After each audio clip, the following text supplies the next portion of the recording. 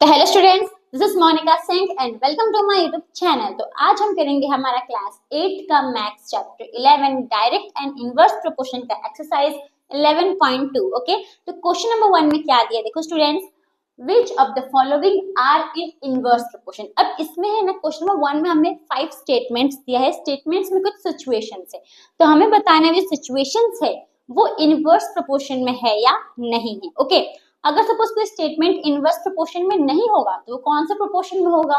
Direct proportion में होगा, right. अभी एक बार हम वापस रिकॉल कर लेते हैं। डायरेक्ट प्रोपोर्शन मतलब क्या होता है कि अगर एक क्वांटिटी बढ़ रही है तो दूसरी क्वांटिटी भी क्या होगी? बढ़ेगी। ठीक है, वही अगर एक क्वांटिटी घट रही है, डिक्रीज हो रही है, तो दूसरी क्वांटिटी भी क्या होगी? डिक्रीज होगी, वो भी घटेगी। तो इसको हम क्या बोलते हैं? Direct proportion. इनवर्स प्रोपोर्शन मतलब क्या होता है कि अगर एक क्वांटिटी हमारी इंक्रीज हो रही है और तो दूसरी क्वांटिटी क्या होगी? हमारी डिक्रीज होगी, तो इसे हम क्या बोलेंगे? Inverse proportion. वही अगर एक क्वांटिटी हमारी डिक्रीज हो रही है तो दूसरी क्वांटिटी हमारी क्या होगी? इंक्रीज होगी, तो इसी को हम क्या बोलेंगे? इनवर्स प्रोपोर्शन बोलेंगे। ओके स्टूडेंट्स, तो देखो अब स्टेटमेंट्स में देखते क्या गिवन है हमको। तो फर्स्ट में the number of workers on a job and the time to complete the job. अब इसने आपको बोला है नंबर ऑफ वर्कर्स, मतलब कि कंपनी है, कंपनी में कुछ काम करने वाले वर्कर्स है, उनको एक काम दिया गया है। सपोज एक काम है, ठीक है, एक काम एक वर्कर को दिया, तो अब वो वर्कर को तो टाइम लगेगा वो काम करने में, लेकिन वहीं पे अगर वो काम 2 वर्कर को दे दिया तो कम टाइम में हो जाएगा। वही 4 वर्कर को दे दिया, ठीक है, वही काम 4 वर्कर को दे दिया तो वो और कम टाइम में हो जाएगा, है ना।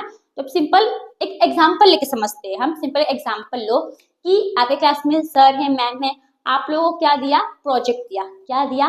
प्रोजेक्ट दिया। तो सपोज मैम, जो मैम है, उन्होंने एक प्रोजेक्ट दिया एक बच्चे को, ठीक है, एक बच्चे को वो प्रोजेक्ट दिया, तो उस बच्चे ने उस प्रोजेक्ट को कंप्लीट करने के लिए कितना सपोज लगाया? 6 दिन लगाया। कितना दिन लगाया? 6 डेज लगाया, ठीक है। वही अगर 2 बच्चे को देंगे, अगर 2 बच्चे को वही प्रोजेक्ट बनाने के लिए दे दिया, तब 2 बच्चे उनको कितने दिन में कंप्लीट कर लेंगे? 3 डेज में कंप्लीट कर लिया वो लोगों ने, ठीक है।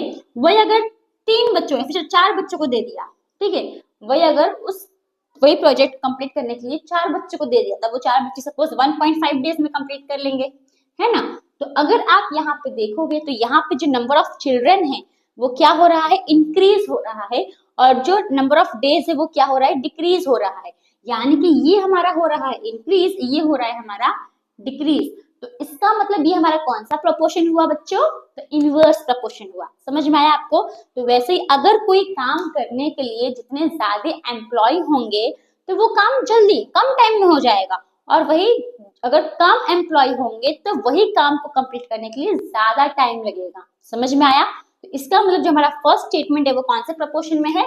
तो ये है हमारा इनवर्स प्रोपोर्शन। तो यहाँ पे हम क्या लिख देंगे? Inverse proportion.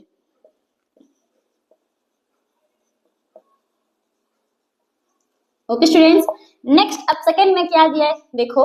तो the time taken for a journey and the distance travel in a uniform speed, ठीक है।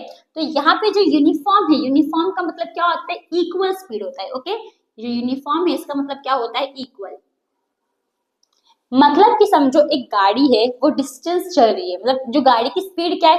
सेम है।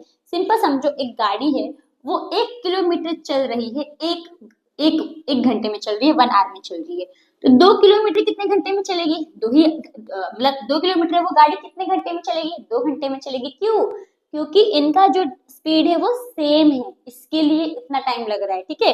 वही अगर 3 किलोमीटर गाड़ी चल रही है तो कितने घंटे लगेगा उसको 3 किलोमीटर कवर करने में?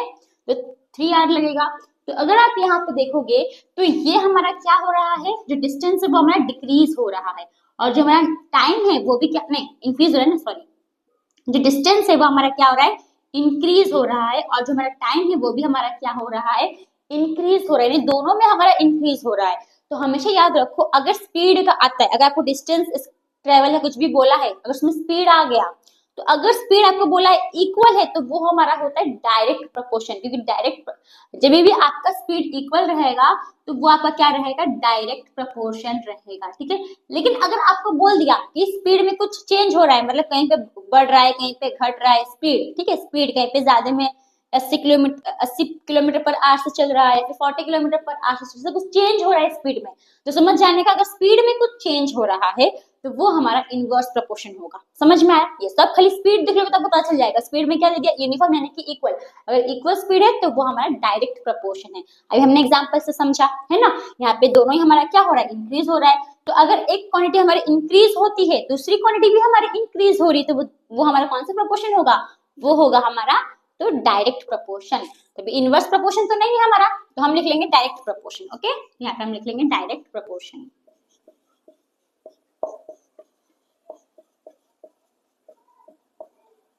नेक्स्ट थर्ड में क्या दिया देखो, area of cultivated land and the crop harvested. अब इसमें सिंपल क्या बोला है कि एरिया, सिंपल जगह के बारे में बोला है कि जहां जितनी जगह में क्रॉप उगाया है और जितनी जगह में क्रॉप को काट के निकाला है। तो सिंपल देखो, अब जितना जगह रहेगा, अगर अगर बड़ी जगह रहेगी तो ज्यादा क्रॉप उगेगा, कम जगह रहेगा तो कम क्रॉप उगेगा, है ना। अगर जगह ज्यादा है तो उसमें क्रॉप कितना? क्रॉप ज्यादा ही उगेगा। तो मतलब जगह भी ज्यादा, क्रॉप भी ज्यादा। जगह कम है तो क्रॉप भी कम उगेगा, तो जगह भी कम, क्रॉप भी कम। तो इसमें ज्यादा ज्यादा भी हो रहा है, कम कम भी हो रहा है। इसका मतलब कौन सा प्रोपोर्शन है? तो ये हमारा डायरेक्ट प्रोपोर्शन। समझ में आ रहा है आपको? यहाँ पे हम क्या लिख देंगे? Direct proportion.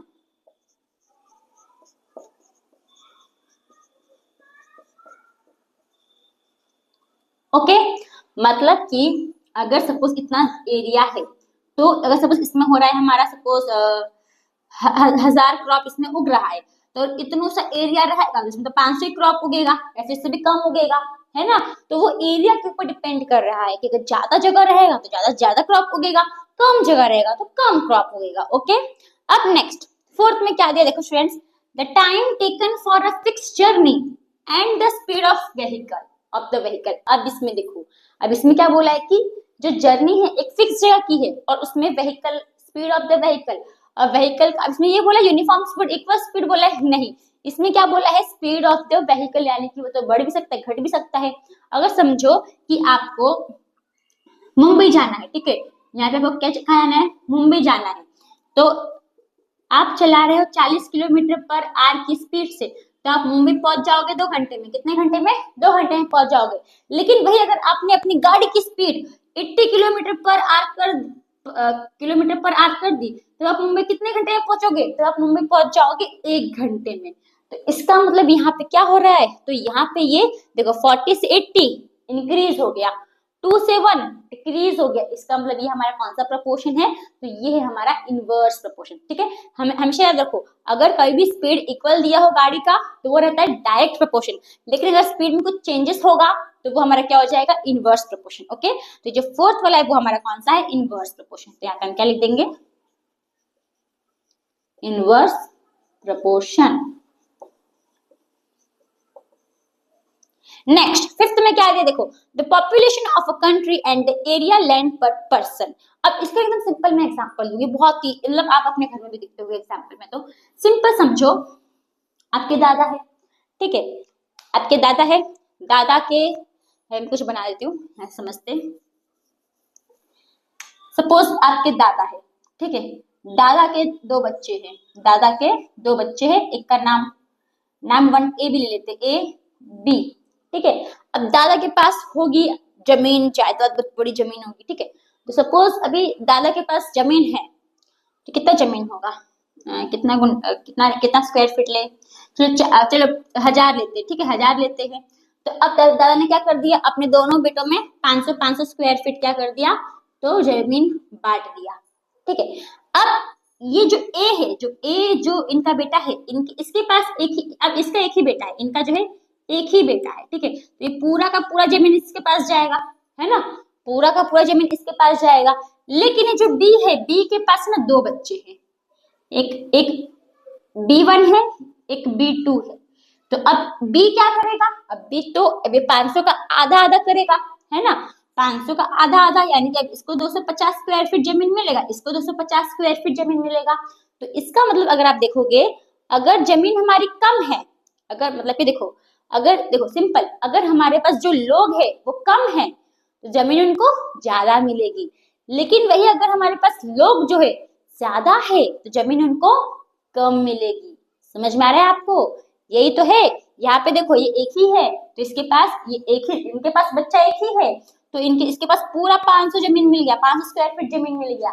लेकिन ये बी के पास बी के तो 2 बच्चे हैं, तो ये 500 एक को मिला नहीं, अब ये तो आधा आधा बट गया और दोनों को मिला। तो बेनिफिट किसका है? इसका बेनिफिट है ना। तो इसका मतलब कि क्या है कि अगर लोग कम रहेंगे तो उनको जमीन ज्यादा मिलेगी, पर अगर लोग ज्यादा रहेंगे तो उनको जमीन कम मिलेगी। तो ये हमारा कौन सा प्रोपोर्शन हो गया? ये हो गया हमारा इनवर्स प्रोपोर्शन। ओके, तो यानी कि फिफ्थ वाला क्या है हमारा? Inverse proportion. देखो डायरेक्ट आप लोग कोई ना में लिखवा दोगे तो क्वेश्चन में लिखवा सकते हो, लेकिन आपको समझना भी है कि हमारा डायरेक्ट प्रोपोर्शन क्यों आ रहा है, इनवर्स प्रोपोर्शन क्यों आ रहा है। ओके, तो आपको ये जो क्वेश्चन नंबर 1 है वो आपको समझ में आया। तो हम करेंगे हमारा नेक्स्ट क्वेश्चन यानी क्वेश्चन नंबर 2। तो स्टूडेंट्स हमारा नेक्स्ट क्वेश्चन है क्वेश्चन नंबर 2। अब क्वेश्चन नंबर 2 में क्या दिया, देखो students, in a television game show the prize money of rupees 1 lakh is to be divided equally amongst the winner। अब देखो यहाँ पे क्या है कि टेलीविजन गेम शो है, ठीक है, टीवी का गेम शो है जिसमें जो प्राइज मनी है, जो गेम शो का जो प्राइज मनी है वो कितना है? 1 लाख है।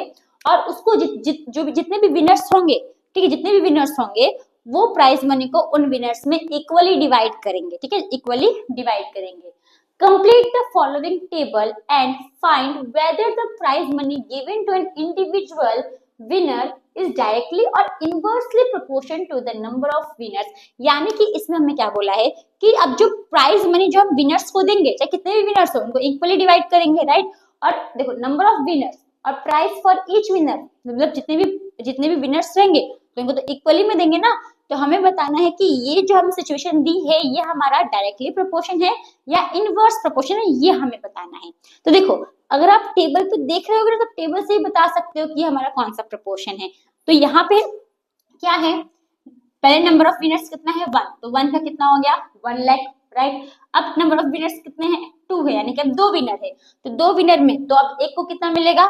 50,000। यानी कि देखो यहाँ पे नंबर ऑफ विनर क्या हुआ? इंक्रीज हुआ, यानी कि 1 से 2 हो गया, और यहाँ पे 1 लाख से 50,000 हो गया।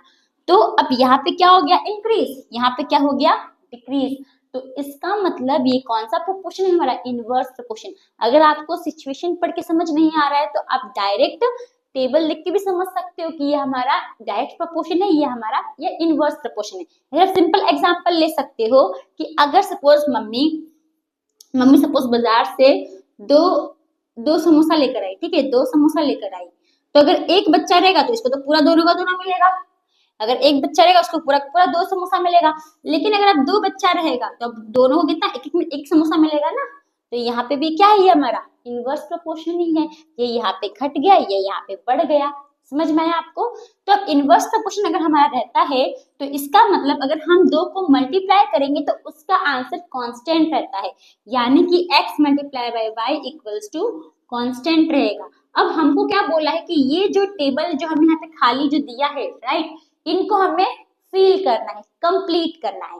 तो पहला तो हमको क्या पूछा था कि ये हमारा कौन सा प्रोपोर्शन है? डायरेक्ट प्रोपोर्शन है, इनवर्स प्रोपोर्शन है। तो ये हमारा इनवर्स प्रोपोर्शन है। और दूसरे क्वेश्चन में हमें क्या करना है? तो दूसरे में हमें इसको कंप्लीट करना है, राइट। तो हम ये फॉर्मूले से कंप्लीट करेंगे, मतलब कि अगर हम 1 को मल्टीप्लाई करेंगे 1000 से, 1000 नहीं है 1 लाख है, 1 लाख से मल्टीप्लाई करेंगे तो किसके बराबर होगा?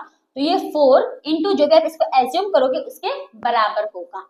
समझ में आया आपको? बस इसके हेल्प से हम ये सब फाइंड कर लेंगे। ओके, बस खाली आपको ये याद रखना है कि अगर डायरेक्ट प्रोपोर्शन रहेगा तो उसका क्या रहता है? x अपॉन वाई, आप इसको डिवाइड करते हो, और इनवर्स प्रोपोर्शन रहता है तो आप उसको क्या करते हो? तो x मल्टीप्लाई बाई वाई करते हो, तो उसका आंसर कांस्टेंट रहता है। ओके स्टूडेंट्स, तो हम इसको सॉल्व करते हैं, तभी मैं इसको रब कर देती हूँ। ओके,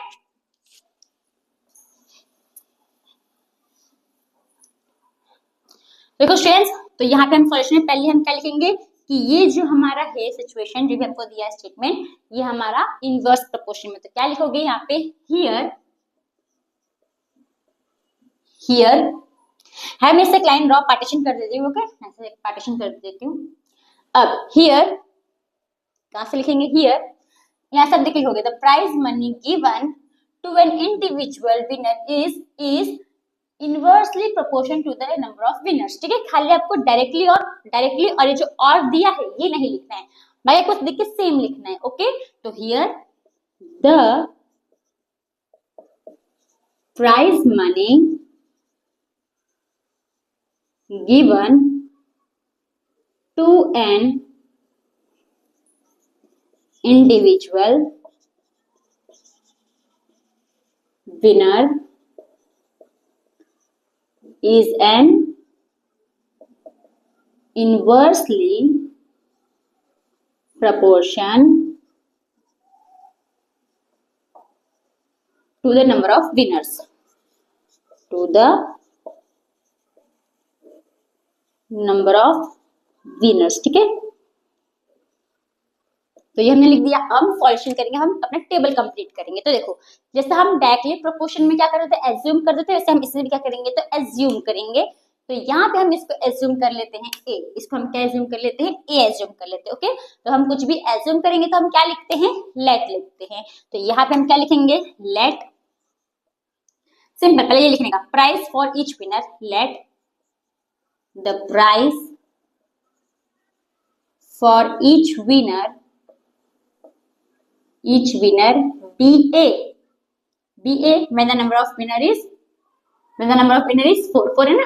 तब पे लिख when the number of winners is 4। तो सिंपल क्या करोगे आप, 1 को मल्टीप्लाई कर दो, यानी 1, या फिर ऐसे भी कर सकते हो, a मल्टीप्लाई 4 करोगे equals to 1 multiply by 1 lakh करोगे तो भी राइट है, या फिर इन दोनों को मल्टीप्लाई करके इक्वल इन दोनों को मल्टीप्लाई करोगे तो भी राइट है। ओके, है तो सेम ही हमारा। चलो हम ये कर लेते हैं पहले। जब a को अगर हम 4 से मल्टीप्लाई करेंगे तो किसके बराबर होगा, तो 1 × 1 लाख के बराबर होगा। ओके, अब ये जो 4 है, अब हमें इक्वेशन सिंपल करना है। अब ये जो 4 है ये हमारा मल्टीप्लाई के फॉर्म में, इक्वल्स टू के वो साइड जाएगा तो क्या हो जाएगा, डिवाइड हो जाएगा। तो a इक्वल्स टू 1, अब देखो 1 को 1 लाख से मल्टीप्लाई करोगे तो आंसर क्या आएगा, 1 लाख ही आएगा, डिवाइड बाय क्या हो जाएगा, 4। अब अगर आप देखोगे तो 4 के टेबल में 100 आता है, कितने सा, 25 सा आता है, राइट। तो 4 के टेबल में 125 सा आता है, और 3 0 बचे, 3 0 लिख दो। तो यानी कि अगर 4 विनर्स होंगे तो हर एक को कितना प्राइज मनी मिलेगा, तो 25,000 हर एक को मिलेगा। ठीक है, तो यहाँ पे मैं फर्स्ट लिख देती हूँ, फर्स्ट। तो सॉल्यूशन से करोगे तो आपको ज्यादा समझ में आएगा, ऐसा हम तुरंत फिल कर देंगे तो मतलब नहीं है ना, हम सॉल्यूशन से करते हैं। ओके, तो यहाँ पे हमने फर्स्ट किया, अब ऐसे हम बाकी के 4 भी फाइंड करेंगे। ओके, तब सेकंड में देखो, सेकंड में अब इसको हम क्या एज्यूम कर लेते हैं, इसको हम एज्यूम कर लेते हैं हमारा बी। ठीक है, इसको हम बी एज्यूम कर लेते हैं। तो यहाँ पे हम क्या लिखेंगे, लेट सेम जैसे यहाँ पे लिखा था वही लिखना है, खाली ए के बदले आप क्या लिख दोगे, बी लिख दोगे, right. Let the price for each winner, the price for each winner be when the number of winners is कितने हैं, 5, राइट। तो हम क्या करेंगे, b को मल्टीप्लाई कर देंगे 5 से, तो किसके बराबर होगा, 1 × 1 लाख के बराबर होगा, है ना। तो अभी जो 5 है ये मल्टीप्लाई के फॉर्म में, इक्वल्स टू के वो साइड जाएगा तो क्या हो जाएगा, डिवाइड। तो b इक्वल्स टू 1 लाख का तो 1 लाख ही रहेगा, मल्टीप्लाई करोगे तो डिवाइड बाय 5 कर दो। और 5 के टेबल में भी 100 आता है, कितने सा, 20 सा आता है। तो b इक्वल्स टू 20, 120 हो गया, 3 0 बचेगा, 3 0 लिख दो। यानी कि अब अगर 5 विनर्स रहेंगे तो हर एक विनर को कितना प्राइज मनी मिलेगा, 20,000 प्राइज मनी मिलेगा। ओके, तो इतना आप लिख लो, अब हम बाकी का 3 निकालेंगे। ठीक है, तो अब इसको हम क्या एज्यूम कर लेते हैं, सी। तो पहले आप नोट डाउन कर लो, स्क्रीनशॉट है ना, स्क्रीनशॉट ले लो। अब मैं यहाँ पे कुछ करूंगी नहीं, बस खाली ये कुछ ही रब करूंगी। ओके, तो ये फर्स्ट हो गया, ये सेकंड हो गया। अब हम यहाँ पे क्या करेंगे, थर्ड करेंगे, राइट। यहाँ पे हम क्या करेंगे, थर्ड। यहाँ पे मैं नाम दे देती हूँ थर्ड, तो क्या मुझे इतना सा लिखना नहीं पड़ेगा ना। थर्ड में भी सेम हम लेंगे, खाली उसके बदले क्या लिख देंगे हम, इसके बदले हमने क्या एज्यूम किया, सी एज्यूम किया। और यहाँ पे हमारा when the number of winner is, कितने हैं हमारे, 8 है, तो यहाँ पे हम क्या लिख देंगे, 8 लिख देंगे, राइट। तो यहाँ पे ए के बदले हमारा नहीं, यहाँ पे क्या आ जाएगा, हमारा चेंज हो जाएगा, यहाँ पे क्या आ जाएगा, हमारा सी आ जाएगा, यहाँ पे हमारा क्या आ जाएगा, 8 आ जाएगा, या फिर 8 × सी। ठीक है, आपको लिखने से लिख लो। अब ये जो 8 है हमारा मल्टीप्लाई के फॉर्म में, यहाँ पे आएगा तो क्या हो जाएगा, डिवाइड हो जाएगा। तो यहाँ पे 8 आ जाएगा और यहाँ पे सी का सी आ जाएगा। अब डिवाइड करके आंसर लिख दो, जो 1 लाख है उसको डिवाइड कर दो 8 से, 1 2 3 4 5 1 लाख 8। तो देखो 8 1 जा 8, माइनस कर दो 2 बचेगा, 0 नीचे, 8 2 जा 16, 4 बचेगा, 3 0 नीचे आएगा, फिर 8 5 जा 40, 0 0, अभी 0 0 ऊपर चले जाएगा, यानी कितना कितना प्राइस मनी मिलेगा, 1,22,500 कितना प्राइस मनी मिलेगा। ठीक है, यहाँ पे तब सी लिखोगे ना। तो देखो हमने थर्ड का फाइंड कर लिया है कि नहीं। अब ऐसे हम क्या करेंगे, तो फोर्थ का फाइंड कर लेंगे। फोर्थ में भी सेम, अब इसको हम क्या एज्यूम कर लेते हैं, इसको हम एज्यूम कर लेते हैं डी, राइट। तो अब इसको हमने डी एज्यूम किया, तो यहाँ पे तो हमारा ये फोर्थ है, राइट, ये हमारा फोर्थ है, तो यहाँ पे भी हम डी लिख लेंगे। और इसमें कितने नंबर ऑफ विनर्स है, 10, तो यहाँ पे हम 10 लिख लेंगे, राइट। अब यहाँ पे हम इसको रब कर देंगे, यहाँ पे हमारा क्या आ जाएगा, d मल्टीप्लाई बाई 10 कर दोगे तो 10 जो है हमारा यहाँ पे आके डिवाइड हो जाएगा, यहाँ पे क्या बच गया d, यहाँ पे d आ जाएगा। अब आप डिवाइड करोगे तो देखो ये 110 कैंसिल कर दो, तो कितना प्राइज मनी हुआ, 10,000, यानी कि कितना मिलेगा, 10,000 मिलेगा। अगर 10 विनर्स होंगे तो हर एक विनर को कितना प्राइज मनी मिलेगा, 10,000 प्राइज मनी मिलेगा, राइट। अब हम फिफ्थ करेंगे, तो फिफ्थ को मैं यही नीचे कर दूं, चलो फिफ्थ को मैं नीचे कर देती हूँ, ठीक है। तो मैं इसको यहाँ पे लिख देती हूँ, डी इक्वल्स टू कितना प्राइस मनी मिलेगा, ₹10,000। अब हम फिफ्थ कर लेंगे, फिफ्थ में तो let the price for each winner be, इसको हमने क्या एज्यूम किया, इसको हमने एज्यूम कर लिया ई, ओके। तो यहाँ पे हम क्या लिख लेंगे, ई लिख लेंगे। When the number of winners is 20, okay. अब यहाँ पे ध्यान दो, ई को मल्टीप्लाई कर देंगे 20 से, तो किसके बराबर होगा, 1 into 1 लाख के बराबर होगा, राइट। 20 मल्टीप्लाई के फॉर्म में यहाँ पे जाएगा तो डिवाइड हो जाएगा, तो ई इक्वल्स टू 1 लाख को डिवाइड कर दो 20 से, तो 20 के टेबल में 100 आता है, कितने जा 5 जा, राइट, और 3 0 आ जाएगा 5,000। यानी कि अगर 20 विनर्स होंगे तो हर एक के हिस्से में कितना प्राइज बनी जाएगा, 5,000, ओके। तो यहाँ पे हमारा आंसर हो गया। तो आप लोग अच्छे से लिखना, ठीक है। ये तो हमारा थर्ड सबसे ऊपर में, इसके आंसर में सबसे ऊपर पहले 3 लाइन लिखोगे, राइट। फिर जो मैंने फर्स्ट सेकंड करवाया था वो लिखोगे, फिर जो मैंने रब करके जो मैंने थर्ड फोर्थ और यहाँ पे फिफ्थ करवाया ये लिखोगे, ओके। देखो करने को तो हम इजी तरीके से कर सकते हैं, लेकिन आप ऐसे करोगे ना आपको जो समझ में आएगा, ठीक है। तो अब आपको क्वेश्चन नंबर 2 समझ में आया, तभी वीडियो हमारा लंबा हो गया है। तो इस वीडियो में हम question number 1 and question number 2 ही करेंगे, बाकी के जो हमारे क्वेश्चन है वो हमारे नेक्स्ट वीडियो में करेंगे, ओके। तो थैंक यू फॉर वॉचिंग।